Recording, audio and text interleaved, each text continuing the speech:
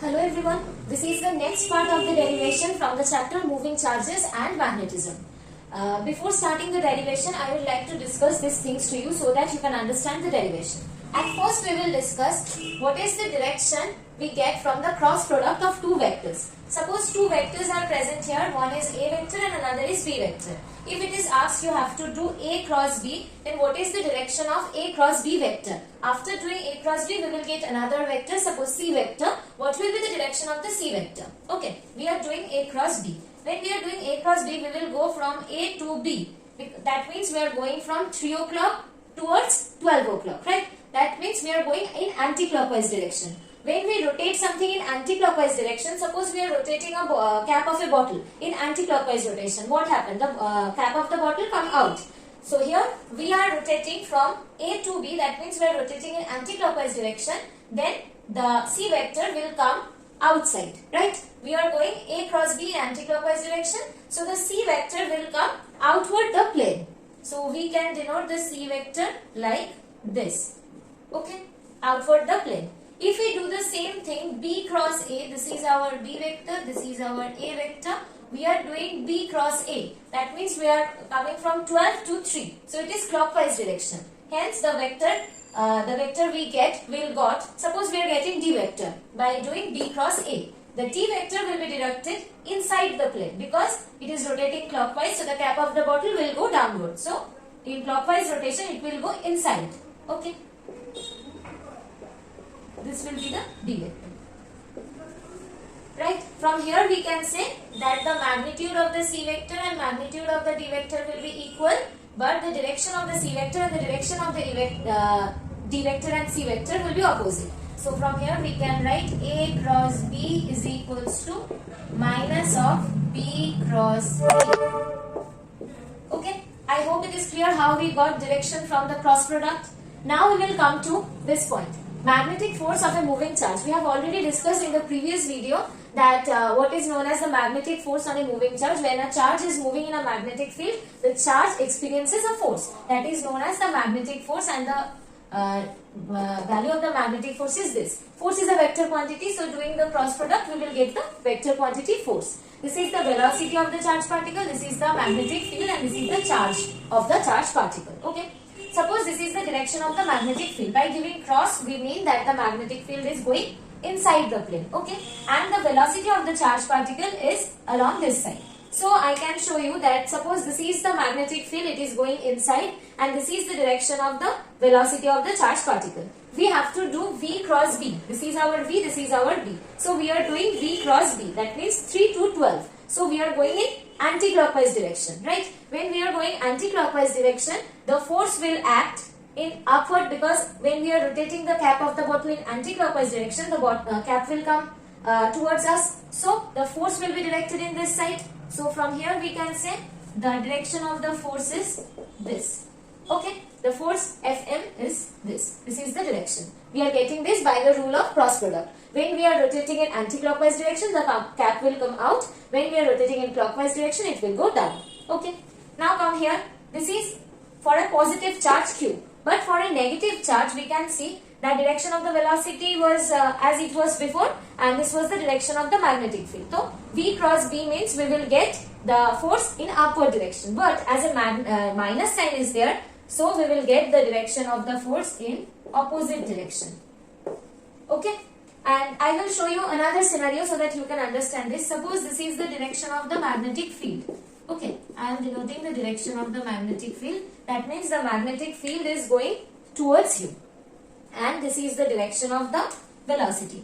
And suppose this is the direction of the velocity. So here this is the direction of the velocity and the magnetic field is going towards you. So this is the scenario. So we for a positive charge. So we have to do V cross B. This is our V, this is our B. We are coming from V cross B.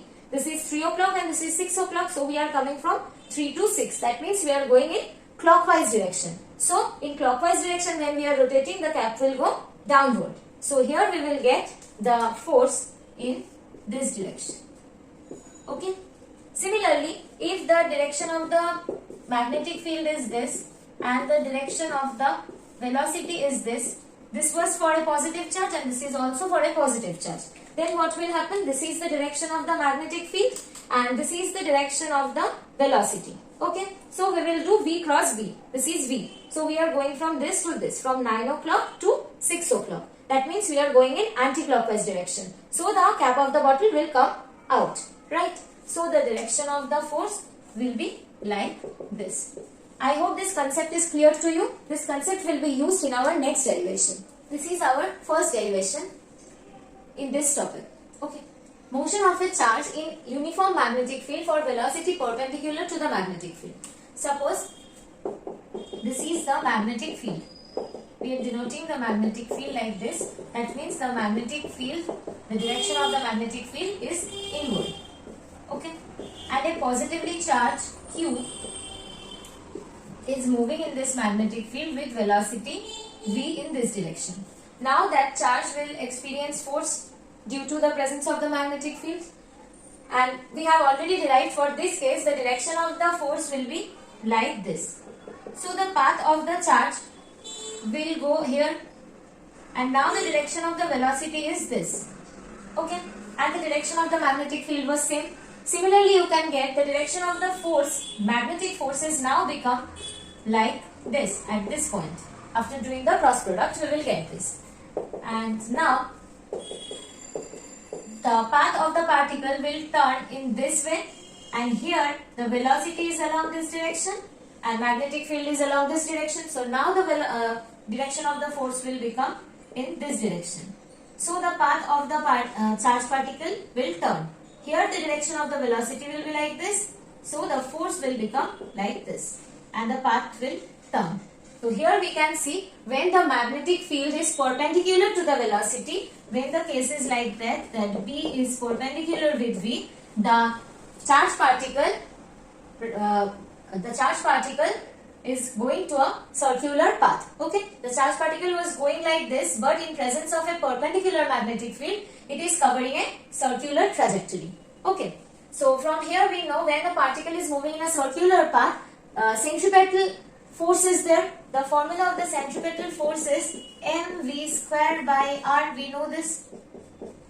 And here the magnetic force is the centripetal force which is acting towards the center. You can see the magnetic force as each position is acting towards the center. So here the magnetic force is the centripetal force. We know the formula of the magnetic force is Q V cross B. So when we are trying to get the magnitude of the force, the value will become QVB, right?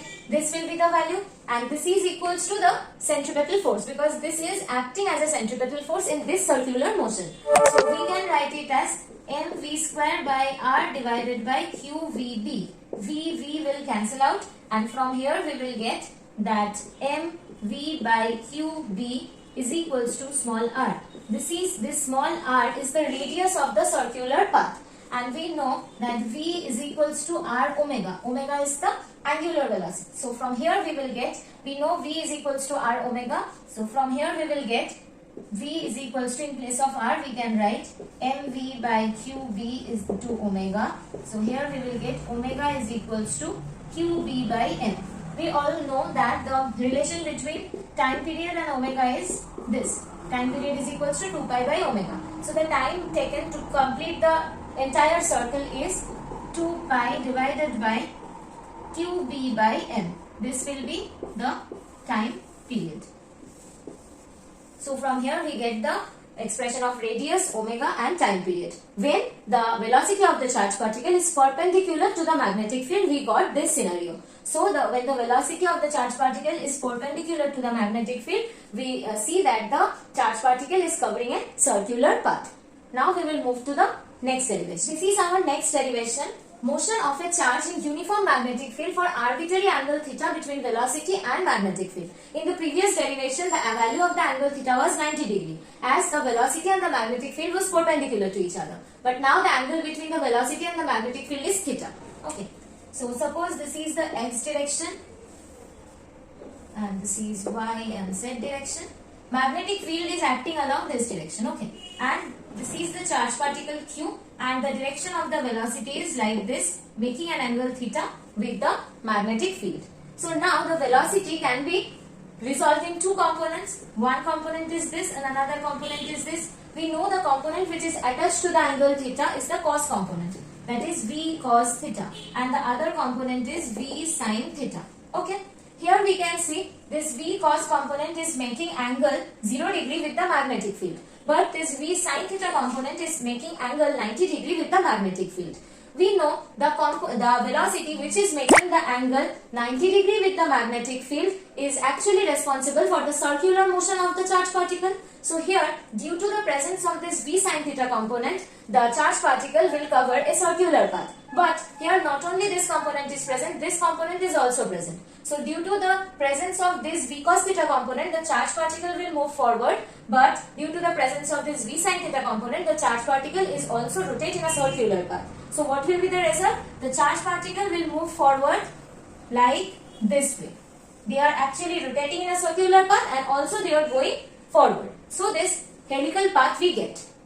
And now we will come to the mathematical derivation. We know this component is responsible for this circular path. So now we can do that the centrifugal force is mv square by r, where v is the perpendicular component of the magnetic field. Here v sin theta is the perpendicular component of the magnetic field. So in place of v, we will write v sin theta, mv square by r.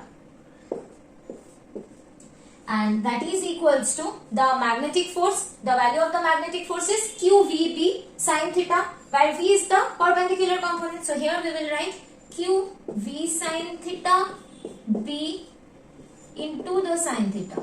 Here the sin theta is actually, here the sin theta, here we will not write theta, write it as phi. Here the v sin theta is actually the perpendicular component of the magnetic field. In place of v, in the previous problem v was perpendicular to b, so we are writing here v. In this problem v sin theta is perpendicular to b, so we are writing here v sin theta. Okay, and this is actually come from this expression, that qvb sin phi. We are writing this phi because you will confuse this with theta. This angle is actually the angle between v and b, right? And here we are taking v sin theta as b. So now we will take the angle between v sin theta and b.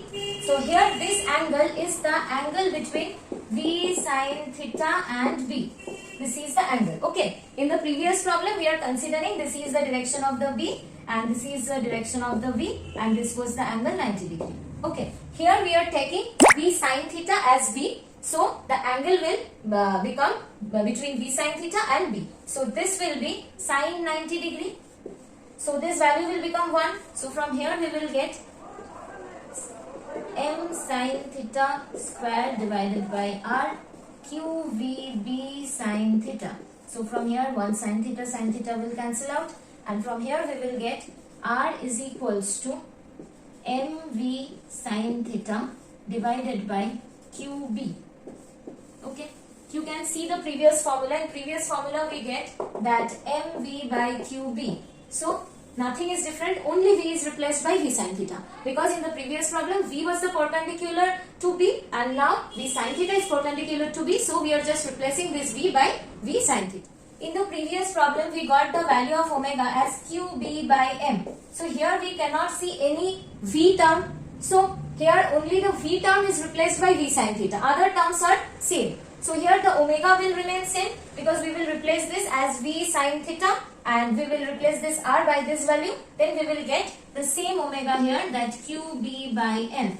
And similarly we will get the value of tau here because 2 pi by omega is the tau. So here we will get that t is equals to 2 pi divided by omega. So here qb, here m.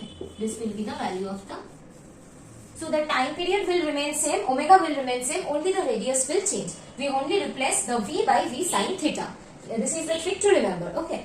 And now the particle is actually going forward like this. So in t time period, the particle is covering the distance. We have to find the distance the particle covered along x direction in t time. Okay. The particle is going along x direction with velocity v cos theta.